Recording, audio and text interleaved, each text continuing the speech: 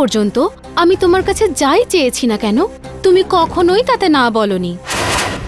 আর আমি জানি যে আমার মা আমাকে এতটাই ভালোবাসে যে কোনোদিন যদি আমি আকাশের চাঁদ তারাও আনতে বলি তাহলে আমার মা সেটাও এনে দেবে। তাহলে শুধু আজকে আমি শুধু রোশনির জন্য ক্ষমা চাইছি তোমার কাছে। প্লিজ মা, আমার অনুরোধ ভেবে নিয়ে ক্ষমা করে দাও না ওকে।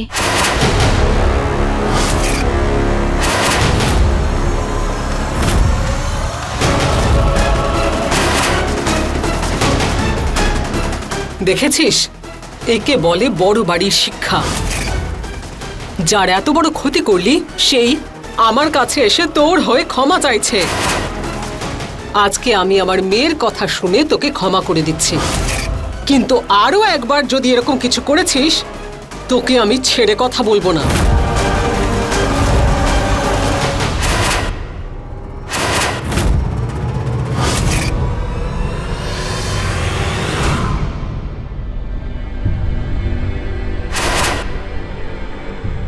মালিক,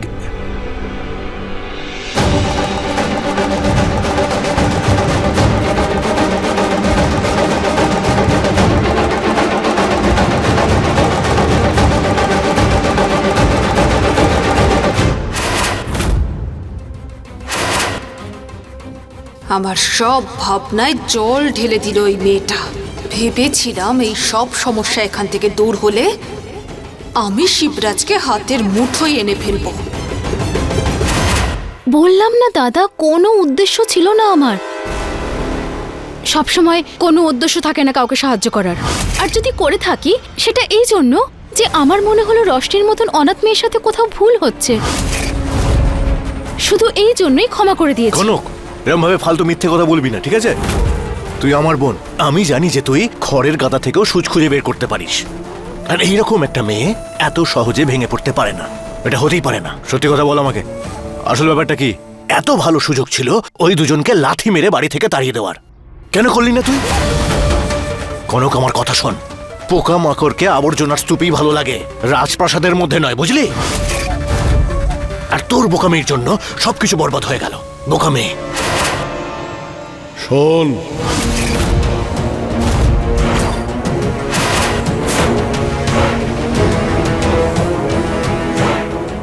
আজকাল তুই কিন্তু একটু বেশি কথা বলছিস।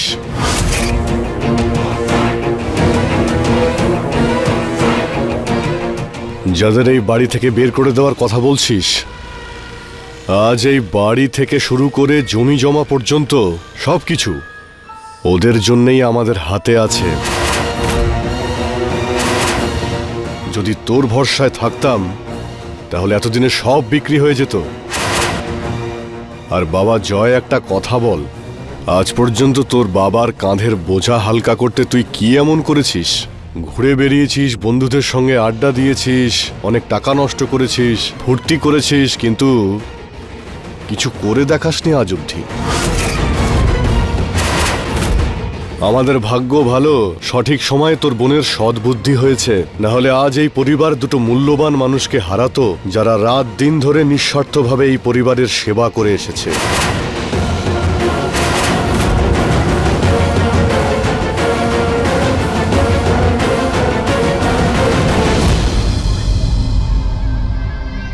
গায়ের ব্যথা তো একদিন সেরে যাবে রে, কিন্তু এই মনের ব্যথার কি হবে? এই যন্ত্রণা কি শেষ নেই?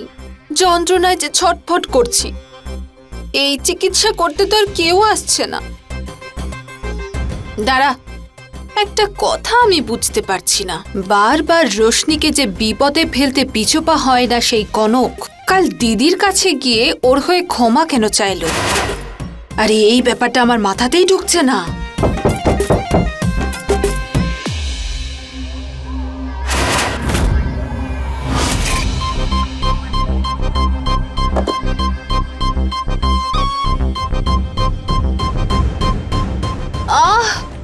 দাঁড়া শিবরাজ,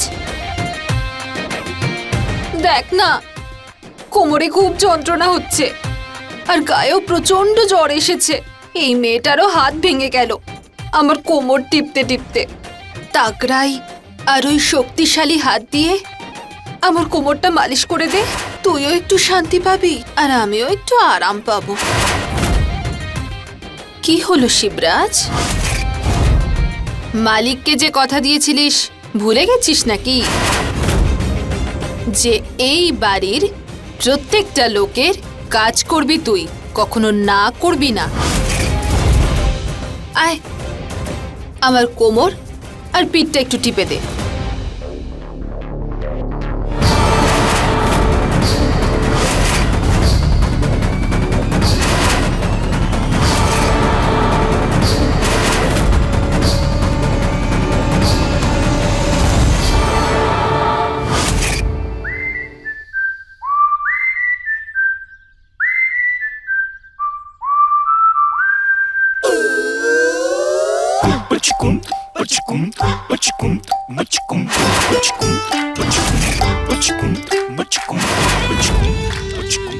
একটু নিচে,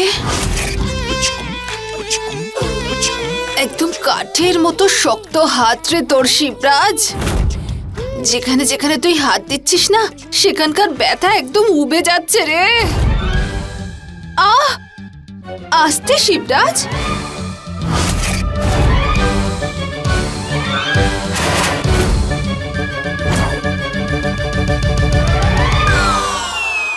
তুই আর অন্য কোথাও ব্যথা হলে বলবেন মাসি, মালিশ করে দিচ্ছি। শিবরাজ কোথায়? মালিক দাদাকে ডেকেছিল তাই দাদা চলে গেছে, কিন্তু আমি আছি তো। যে কাজটা দাদা করতে পারবে সেটা আমিও পারবো। তাহলে বলুন কোথায় কোথায় ব্যথা? সব ব্যথা চলে গেছে, তুই যা এখান থেকে।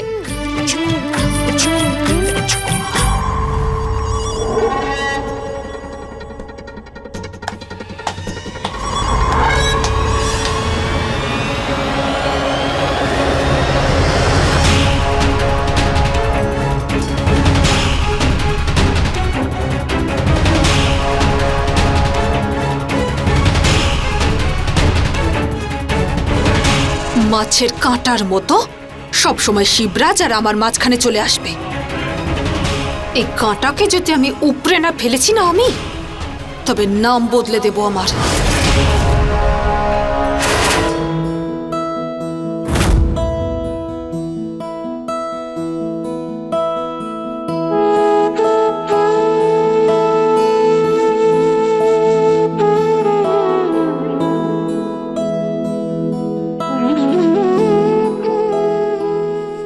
দাদা, আজকে কত বড় একটা ঝড় এলো না? তারপরেও দুর্গামা এত সমস্যার পরেও আমাদের দুই ভাই বোনকে আলাদা হতে দিল না, একসাথে বেঁধে রাখলো। আমরা সবসময় এরকম ভাবেই সাথে থাকবো। আমাকে ক্ষমা করে দে রোশনি। এই কথা বিশ্বাস না করার ফল একবার দেখেছি নিজের চোখে। তারপরেও আজ সকলের মতো আমিও তোর কথায় বিশ্বাস আর কখনো হবে না। না না দাদা, তোমার ক্ষমা চাওয়ার কোনো দরকার নেই, আমি বুঝেছি। এই ঝড় সেই ঝড় ঝঞ্ঝার কাছে কিছুই না, যে ঝড় আমাদের মা বাবার থেকে আমাদেরকে সরিয়েছে। সে ঝড় আমি কখনোই ভুলবো না। বাবা, আমি আপনার পায়ে পড়ছি, আমাদের বাবাকে ছেড়ে দিন। ছেড়ে দাও না আমার বাবাকে।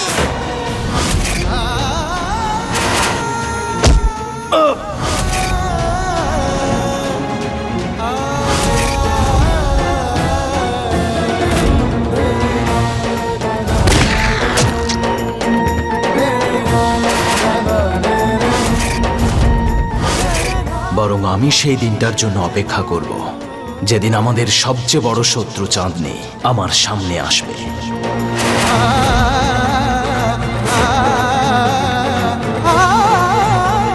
চলো খাবার খেয়ে নি।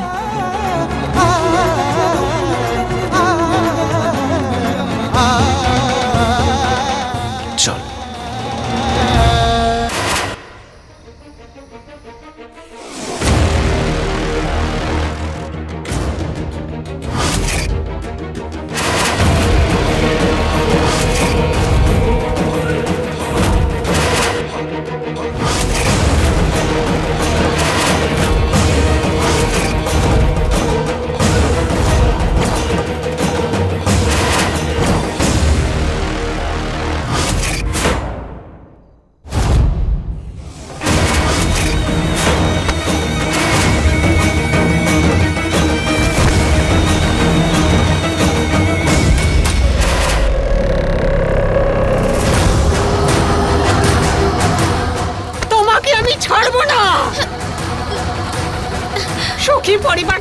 ছাড়খাড় করেছো তুমি।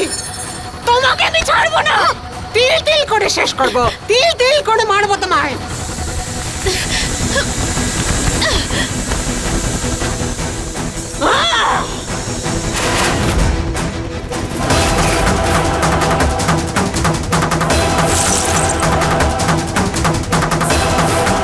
মহিলা নাও তুমি, তুমি ডাইনি। নিজের স্বামীটাকে মেরে ফেললে, তারপরেও একটু লজ্জা নেই? ডাইনি একটা। শেষ করে ফেলবো তোমাকে, শেষ করে ফেলবো আমি তোমাকে। ছাড়বো না। ডাইনি একটা, ডাইনি। কমলা, কি করছো কি তুমি? শান্ত হও। কি হচ্ছে নাকি এগুলো? শান্ত হও।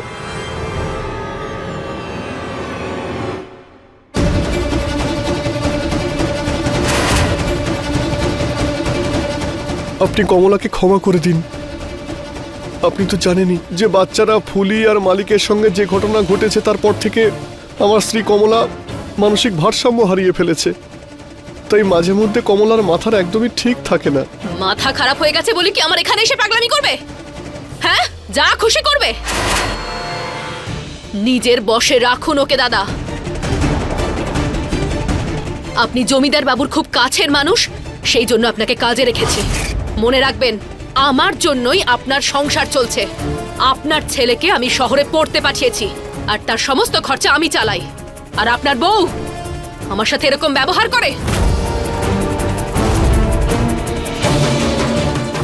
একে এখান থেকে নিয়ে যান। ঠিকই বলেছেন মালকিন, আপনি আমাদের অনেক উপকার করেছেন। এরপর থেকে আর এরকম হবে না। ক্ষমা করে দিন। কমলা,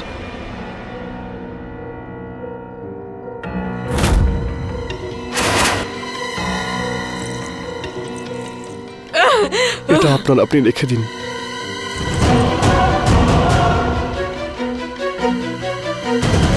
চলো কমলা, চলো। আমি ছাড়বো না ওকে কিছুতেই, কিছুতেই ওকে চলো না, ছাড়বো না চলো। আমি। ডাইনি একটা, ডাইনি। ছাড়বো না ওকে।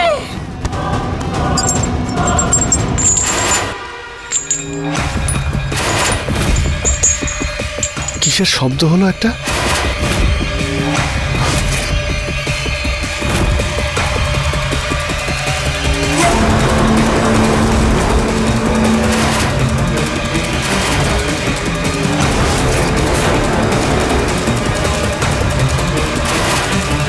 আমি দেখছি মনে হয় ওখানে কেউ আছে।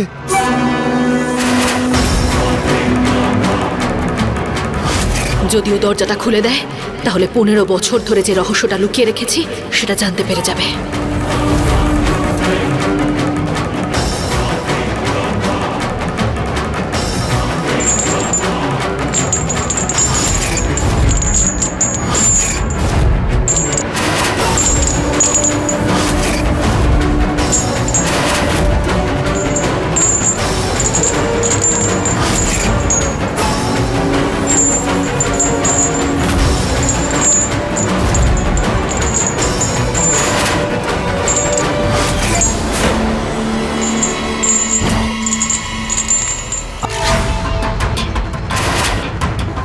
দাদা, আরে দাদা, কি করছেন আপনি? এই ঘরটা 15 বছর ধরে বন্ধ হয়ে আছে। নিশ্চয়ই আপনি কিছু ভুল শুনেছেন। না না, আমার কান খারাপ হয়ে যায়নি, আমি ঠিক শুনেছি। আমি জানি 15 বছর ধরে ঘরটা বন্ধ আছে আর মালিকের সব জিনিসপত্র এখানে আছে। ভিতরে কেউ ঢুকে যায়নি তো? মালকিন, আপনি আমার চাবিটা দিন, ভিতরে চোরও থাকতে পারে। কেউ নেই এখানে।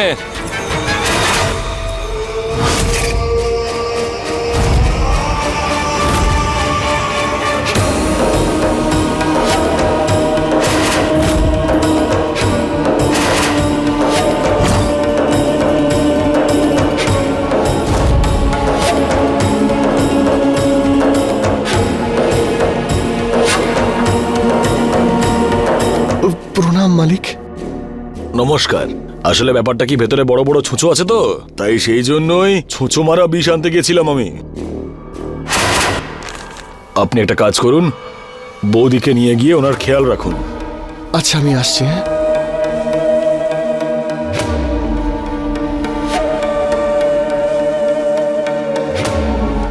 চলো কমলা, চলো বাড়ি চলো।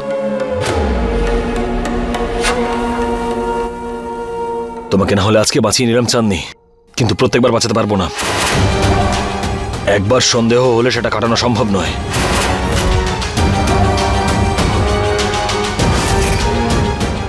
ওকে কিন্তু বেশিক্ষণ আর এখানে রাখা যাবে না, যে করে হোক সরাতে হবে, বুঝতে পেরেছো? ঠিক আছে, এই বাড়িতে আরো অনেক ঘর আছে, এই ঘর থেকে না হয় অন্য কোনো ঘরে রেখে দেব। আরে ধুর, 15 বছর ধরে কেউ কিছু জানতে পারলো না, এখন কি করে জানতে পারবে?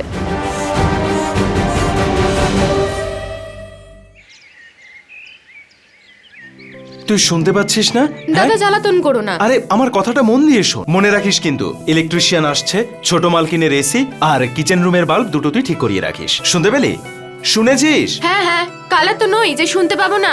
সারাক্ষণ নিজের মধ্যে থাকিস, কি যে শুনিস আর কি শুনিস না আমি জানি না। আচ্ছা শোন, আমি স্নানে যাচ্ছি, গাছে জল দিয়ে দিস। হ্যাঁ যাচ্ছি। যাওয়ার সময় কলটা চালিয়ে দিও। হ্যাঁ।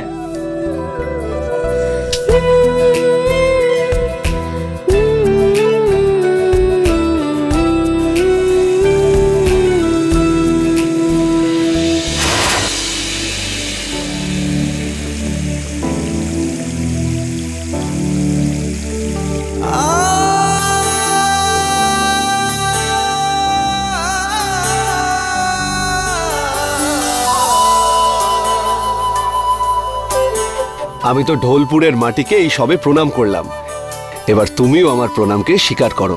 হ্যাঁ, তাড়াতাড়ি ফিরে যাব।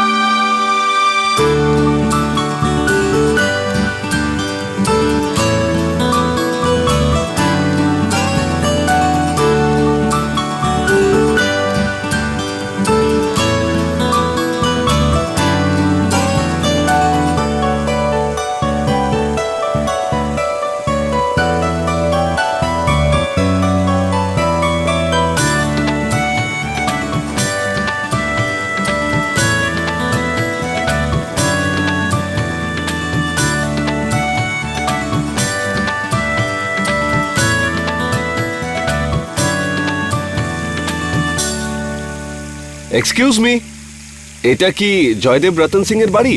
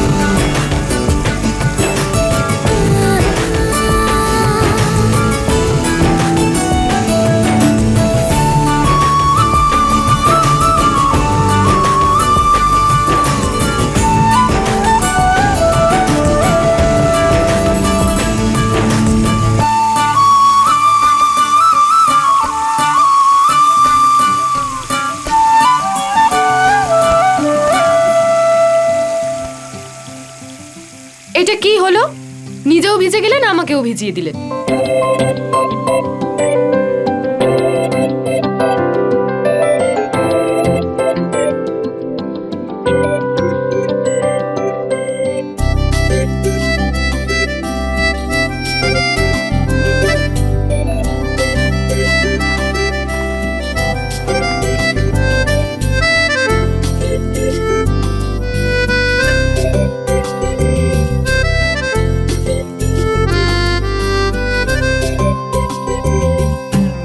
সরি। Thank you. পরে এটা নিয়ে যাবেন। এখন চলুন, এসি আর পাখা ঠিক করতে হবে। আজকালকার ইলেকট্রিশিয়ানস সব জায়গায় হিরো হয়ে আসে। টি শার্ট, শুজ, জ্যাকেট, ভালো ভালো জামা কাপড়গুলো নষ্ট হয়ে গেল। চলুন।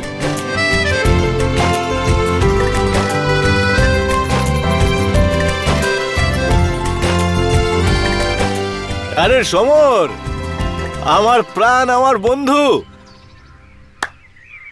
এত তাড়াতাড়ি কি করে এলি তুই? আরে স্টেশনে এসে আমাকে ফোন করবি তো, আমি তোকে নিতে আসতাম। আর আর এত ভিজে গেলি কি করে তুই? কি হয়েছে? অনেক বড় গল্প, সময় করে শোনাবো।